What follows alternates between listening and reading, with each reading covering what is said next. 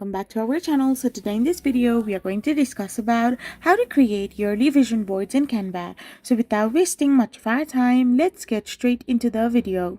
So if you want to create a yearly vision board in Canva, all you can do is simply go and tap open Canva.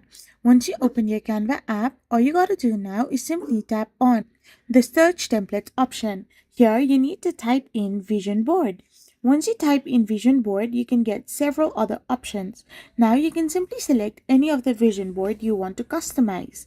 So after you have selected it, you can simply create your yearly vision board in Canva by replacing the images or like different kind of customization can be done in this template.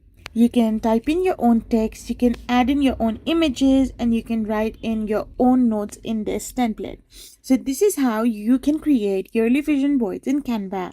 I hope you found this video helpful. So don't forget to hit that subscribe button and do give us a thumbs up.